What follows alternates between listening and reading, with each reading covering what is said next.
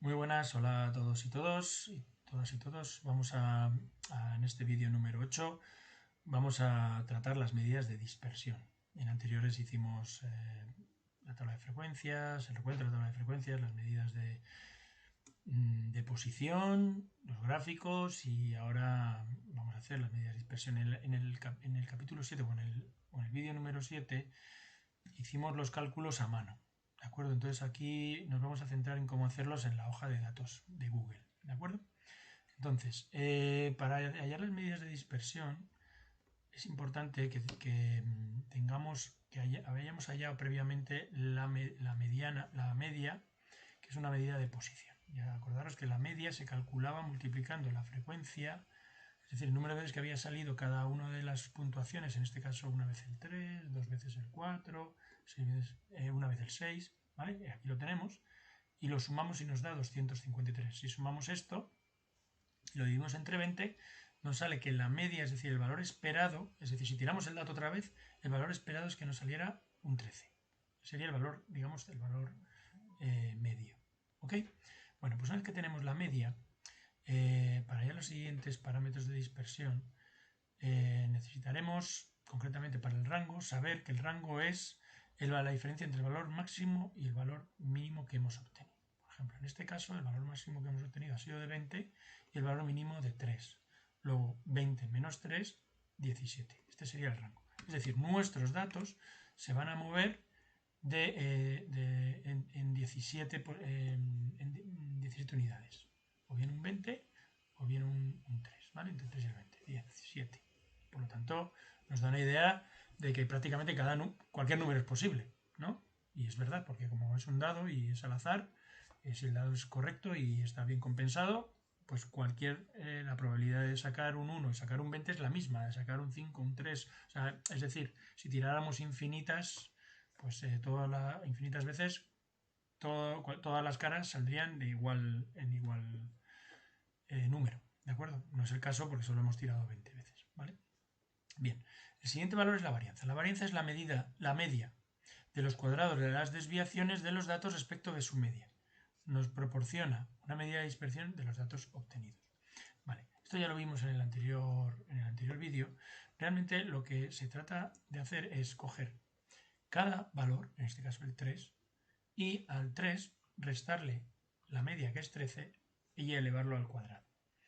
¿De acuerdo? Y eso, si lo sumáramos, como solo hay un 3, pues no tendremos que multiplicar por 2, ni por 3, ni por 4. En el caso, por ejemplo, del 4, tendríamos que coger y decir el 4 menos la media, que es 13, al cuadrado, por el número de veces que tenemos este caso, que son 2, se lo sumaríamos a 6 menos la media, que es 13, por el número de veces que sale el 6, que es 1. El 7 menos 13, que es la media, por 1. O sea, al cuadrado por 1. El 8 menos la media, que es 13, al cuadrado por 1. Vale. Entonces, para hacer ese paso previo, lo vamos a hacer así. Vamos a ponernos en la casilla K, y como veis aquí arriba he puesto X u Y, que son los datos 3, 4, 6, 12 y 14, menos la media. Vamos a elevarlo esto al cuadrado y lo vamos a multiplicar por el número de veces que sucede, que es la frecuencia absoluta. Luego vamos a obtener la suma de todo esto y esto lo vamos a dividir entre el número de lanzamientos totales y así sacaremos la media de esa desviación. ¿De acuerdo? Pues bien, vamos a ello. Como bien sabéis, para meter cualquier fórmula, damos primero el más, ponemos un paréntesis, ponemos la puntuación que estamos mirando, le restamos la media, que como bien sabéis la tenemos aquí, y elevamos al cuadrado. No sé si lo veis bien, le damos al cuadrado.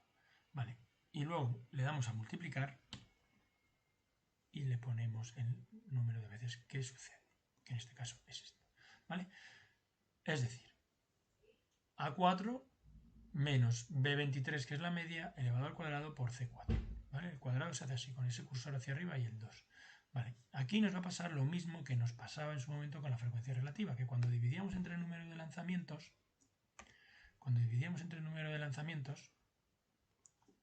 aquí, si esta casilla no la fijábamos, iba a correr hacia abajo y luego íbamos a tener errores. Entonces, en este caso pasa lo mismo. Solo que ahora la casilla que tenemos que fijar es la casilla de la media, que es la B23, que es esta de aquí.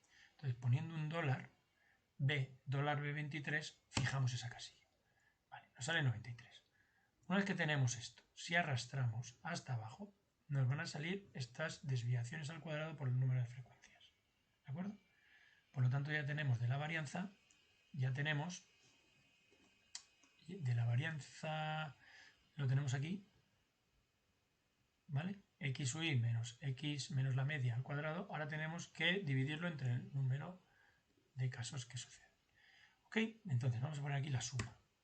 Porque es una suma de estas desviaciones. Le damos a más, ponemos suma, paréntesis, cogemos todo el rango, cerramos los paréntesis y le damos a enter. 659. Vale, ese 659.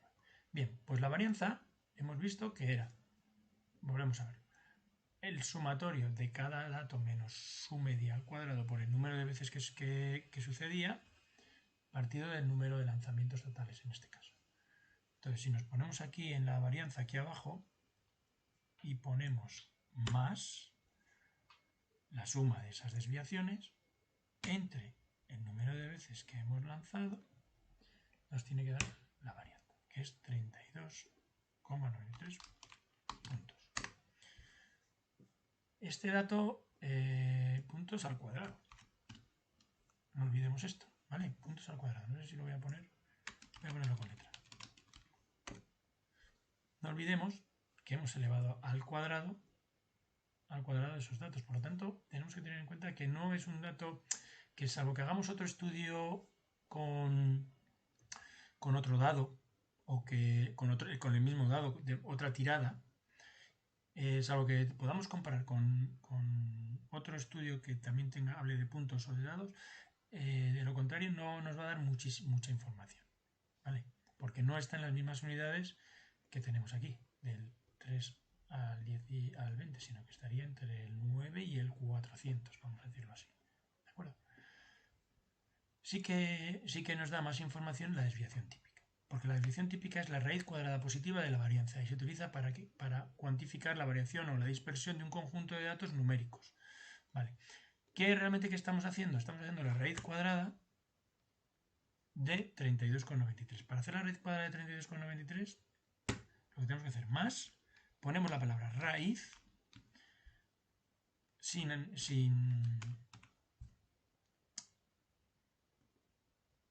acento y ponemos la casilla de la cual nos quieren hacer la raíz. Cerramos paréntesis y le damos. Muy bien. Pues bien, la desviación típica es de 6 puntos. Este sí que ya nos da una idea de cómo de dispersos están nuestros números. Es decir, si la media es 13 y la desviación típica es 6, podemos decir que la mayor parte de los datos o los lanzamientos, de los puntos que hemos obtenido en nuestro lanzamiento, en nuestros 20 lanzamientos, estarán entre el 13 más 6, 19, y en el 13 menos 6, 7. ¿Vale? Es decir, hemos sacado más lanzamientos altos. Y es verdad que aquí lo vemos.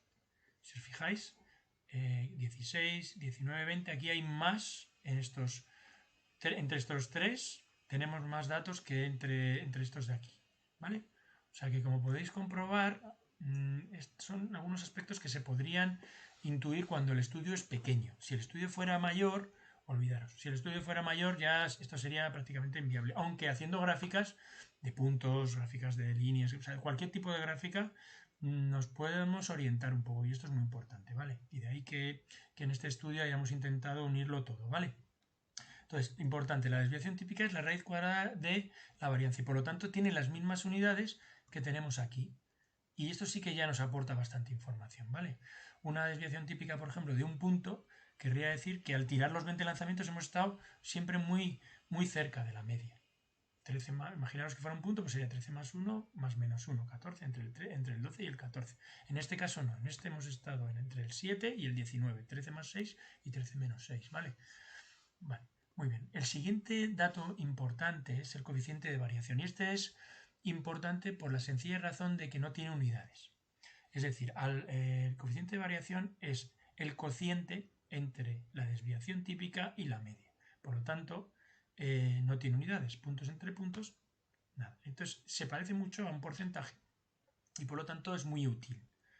Porque sí que con este parámetro estadístico sí que podemos comparar diferentes estudios. Y esto es la clave de esta medida. Que podemos comparar diferentes estudios. Es decir, podríamos comparar si estuviéramos haciendo un estudio de pesos, un estudio de notas, un estudio de medias, un estudio de estaturas, de lo que fuera. Podríamos decir con el coeficiente de variación cuál de esos estudios están sus datos más dispersos o menos dispersos. ¿Vale? No así con los otros parámetros de dispersión. Vale, pues bien, como hemos visto, el coeficiente de variación es el cociente entre la desviación típica, por lo tanto ponemos, y la media. Ponemos más la desviación típica, que es 6, entre la media. Y la media es 13. Y este coeficiente de variación normalmente lo solemos poner en porcentaje. Y ahora de momento no lo voy a poner. Bueno, lo voy a poner porque lo tenía puesto en la plantilla y me ha salido, ¿vale? Pero si le quito el porcentaje, si lo pongo en forma de número, me sale 0,4536, ¿vale? Normalmente este dato lo pondremos siempre en porcentaje, multiplicándolo por 100 o dándole esta casilla aquí, 45,36. Y no tiene unidades, importante, no tiene unidades. No tiene unidades. Vale, ¿qué quiere decir esto? Pues que realmente nosotros tenemos un 45% de variación, lo cual es muchísimo. O sea, que podemos irnos, si le damos al 13, podemos irnos al 20 o al 3. O sea, no es lógicamente, como es un dado pues calibrado y es un dado que totalmente aleatorio, pues lo normal es que al final tuviéramos un 100% de variabilidad. Es decir, que no pudiéramos definir qué es lo que va a salir lo siguiente, porque todas las opciones son posibles. Vale, en este caso sale un 45,36, que es muchísimo. Vale, normalmente un estudio fiable, pues puede estar 2, 3, 4, 5, 6, 7, 8%. Pues, pero bueno, más que nada para que os hagáis una idea. ¿De acuerdo? Si hubieran estado todos los datos concentrados en el 3, en el 13, en la media, por ejemplo, los 20 lanzamientos hubieran estado en el 13, pues habríamos tenido pues un coeficiente de variación del 0%. Si hubieran estado entre el 12 y el 14, pues igual hubiéramos tenido un 10%, un 20%, ¿de acuerdo? Pues bien, estamos en el 45%. Bueno, pues esto es un poco todo, ya que aquí tendríamos que establecer las conclusiones. ¿De acuerdo? Con esas conclusiones, pues es simplemente resumir lo que nos ha salido aquí. Bueno, pues esto es todo. Espero que os haya gustado.